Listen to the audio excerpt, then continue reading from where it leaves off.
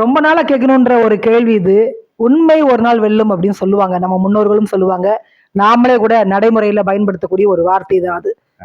உண்மையாகவே அந்த வார்த்தை என்ன பொருள்? அதற்கான பொருள் என்ன? அர்த்தம் என்ன? ஏன் அப்படி சொல்றாங்க? பொய் நிலைக்காது, உண்மை ஒரு நாள் ஜெயிக்கும். தீக்குச்சி வெளிச்சம் இருந்தா போதும், இருள் விலகும். நிறைய கெட்டது வந்தா, நல்ல நேரம் வந்தா அது தானா ஓடும். என்னைக்கு இருந்தாலும் உண்மையை மறைக்க முடியாது. ஒரு நாள்னா ஒரு நாள் அந்த உண்மை ஜெயிச்சிரும். இந்த உலகத்துக்கு வெளிச்சத்துக்கு வந்துடும். உண்மை அப்படின்னா உயிர்.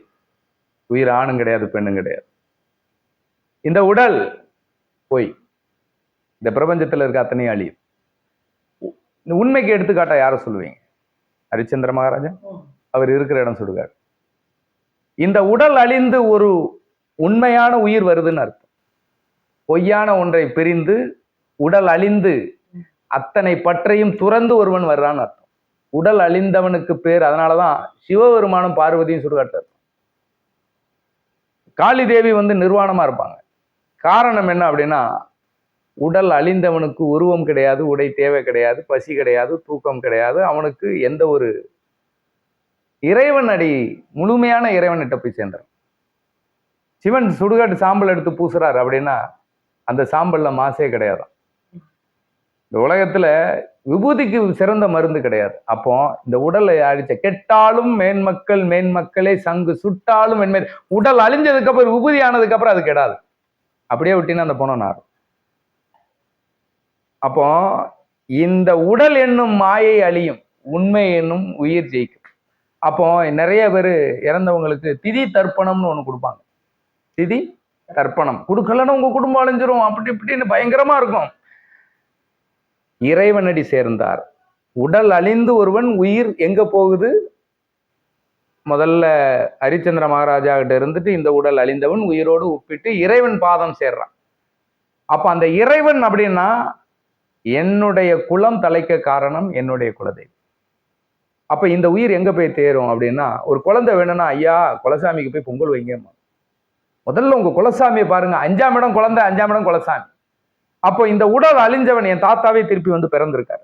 அந்த நேர இறைவன் வாழும் இடம் கருவறை. நேர அந்த குழந்தை போய், குடும்பம் ஒரு கோவில், கோவில் இல்லாத ஊரில் குடியிருக்காது.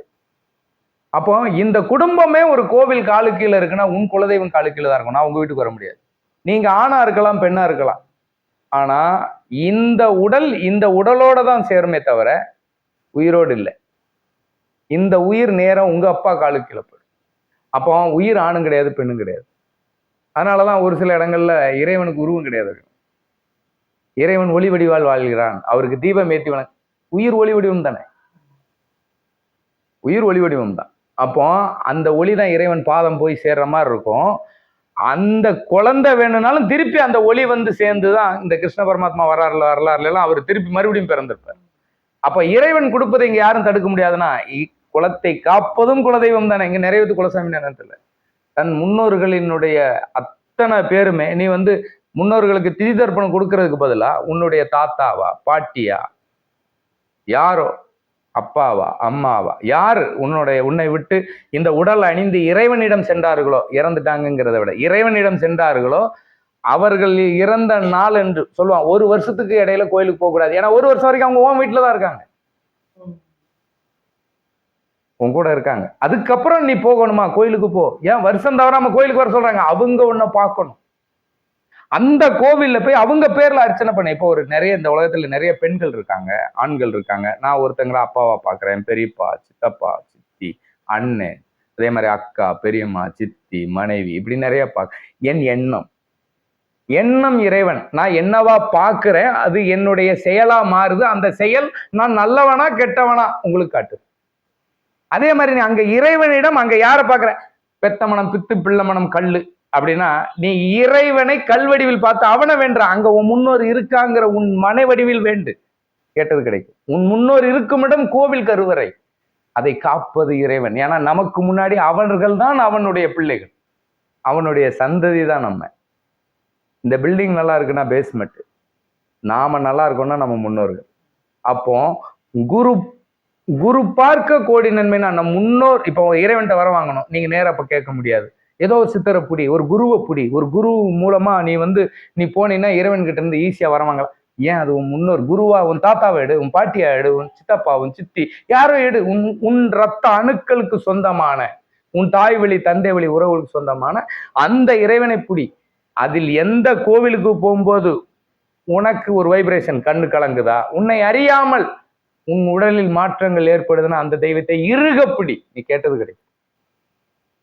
அப்ப உண்மை ஒரு நாள் வெல்லும் அப்படின்னா, உடல் அழிஞ்ச உயிர் ஒரு நாள் சித்தர்களா இருக்கட்டும், ஞானியா இருக்கட்டும், ரிஷியா இருக்கட்டும், ஏன் இறைவனா மனுஷனா பிறந்தாலுமே உடல் அழிஞ்சு உயிர் மட்டும் உண்மை அப்படிங்கிறது ஒரு நாள் வெல்லும். உண்மை ஒரு நாள் வெல்லும்னா உடல் அழியும், உயிர் நிலைக்கும் அப்படிங்கிறது. உயிருக்கு அழிவு கிடையாது. அதனாலதான் உடல் அழியும், உயிர் பிரியும், சத்து போவோம், செத்து போக மாட்டான். இங்க எல்லா உயிருக்குமே சத்து தான் போகும், செத்து போவாது. இந்த அணுக்களை எப்படி உற்பத்தி பண்ணியிருக்கான் பாருங்க. 48 நாளைக்கு ஒருக்கா உடைஞ்சு புதுசா உற்பத்தி ஆகுது. அந்த உற்பத்தி திறனை பெருக்க பெருக்க பெருக்க பெருக்க பெருக்க இந்த சித்தர்கள் என்ன பண்ணிட்டாங்கன்னா, இந்த பஞ்சபூதத்துல இருக்கிற நெருப்பு, நிலம், நீர், காற்றுல இருக்கக்கூடிய அந்த ஆகாயத்துல இருக்கக்கூடிய அந்த சத்தை எப்படி எடுத்துக்கணும், இயற்கையா இல்லாம இயற்கையை படைத்ததிலிருந்து எடுத்துக்கிட்டான். இயற்கையிலிருந்து எடுக்காம இயற்கையை படைக்க எது இருந்ததோ அதனுடைய விஷயங்களை உணவா எடுத்துக்கொண்டு அதை ஆட்கொண்டு வாழ கத்துக்கொண்டவன் தான் சித்தர்கள். அதனாலதான் 18 பேர். எத்தனை ஆயிரம் லட்சம் கோடி மக்கள் இருந்தாலும் 18 பேர் மட்டும். ஏன்னா இந்த பஞ்சபூதத்தினுடைய நீரையும் காற்றையும் அந்த வெப்பத்தையும் எப்படி ஆட்கொண்டு உணவாக உட்கொள்வது. எங்கேயாவது சித்தர்கள் உட்கார்ந்து சாப்பிட்டதா இருக்காது. ரிஷிகள் முனிவர்கள் சாப்பிட்டதா இருக்கும். சித்தர்கள்லாம் பல ஆயிரம் வருஷம் தவம் இருந்ததா இருக்கும். அப்போ உண்மை அப்படிங்கிறது இந்த உயிரை பாதுகாக்கிறதுக்கு 1000 வழி இருக்கு. அதே மாதிரி முன்னோர்களை திதி தர்ப்பணம் கொடுத்து இறந்துட்டாங்கன்னு உன் எண்ணத்தில் நீ விதைக்கும் போது தோக்குற, அவங்களுக்கு நீ படையல் போடுறேன் அப்படின்னு சொல்லி நீ ஒன்னு அழிக்கிற. கிடையவே கிடையாது. உன் குலதெய்வத்துக்கு அவங்களுக்கு போய் ஒரு அர்ச்சனை, இன்னார் குடும்பம், தாத்தாவா, தாத்தா பேர் சொல்லி இன்னார் குடும்பத்தினுடைய பிள்ளை அப்படின்னு அவர் பேர்ல ஒரு அர்ச்சனை பண்ணிட்டீங்கன்னா அதை கடவுள் பேர்ல பண்ணு. இன்னார், அதாவது எங்க தாத்தா பேரை சொல்லி கடவுளுக்கு ஒரு அர்ச்சனை. ஏன்னா இறைவன் எதையும் நாடாதவன். இப்படி போட்ட உலகமே மாறும்னு நம்புறோம். கண் மூடி திறக்கிறதுக்குள்ள அதிசயத்தை அவங்கவுங்க குலசாமி நிகழ்த்தும்னு அத்தனை பேரை நம்புறல்ல. அந்த குலசாமி காலுக்கு கீழே உன் முன்னோர். ஏன்னா இறைவனுக்கு நீ கொடுக்க முடியாது. நீ கொடுக்குற பரிகாரம் எல்லாம் உன் முன்னோர்களுக்கு தான். அதனாலதான் இறைவனுக்கு படையல் போட்டாலும் முன்னோர்களுக்கு படையல் போட்டாலும் ருசிமனம் இருக்காது. ஏன்னா அங்க உன் நம்பிக்கையை அவர்கள் கெடுக்கவில்லை, ஆனால் உன் நம்பிக்கை இடம் மாறி இருக்கு. அதனாலதான் இடம் பொருள். கோவில் இல்லாத ஊரில் குடியிருக்காதே, குடும்பம் ஒரு கோவில். கோவில்ல தான் இருக்கு. அந்த கோவில போய் முன்னோர்களை வழிபடுங்க. உங்களுக்கு உண்மை அப்படிங்கிற இந்த உயிரை பாதுகாத்துக்குங்க. உடல் என்னும் மாயைக்கு, ஆசையை அழிவுக்கு காரணம் மாதிரி இந்த உடலின் தேவைகள் தான் ஆசையா மாறுது. அந்த ஆசையை அழிஞ்சு கடைசியில உண்மையா போகும்போது ஒருத்தரும் எதையும் எடுத்துட்டு போக முடியாது. எதை விதைக்கிறோமோ அதுவே நம் பெயரையும் புகழையும், நம் எண்ணத்தின் வெளிப்பாட்டை இந்த உடல் என்னும் மாயை அழிந்ததுக்கு அப்புறமா அந்த உண்மைக்கு அதை கொடுத்து கொண்டே இருப்பார்கள். விதைக்கிறத நல்லதா விதைங்க, உங்களுக்கு நல்லதா வந்து சேரும்.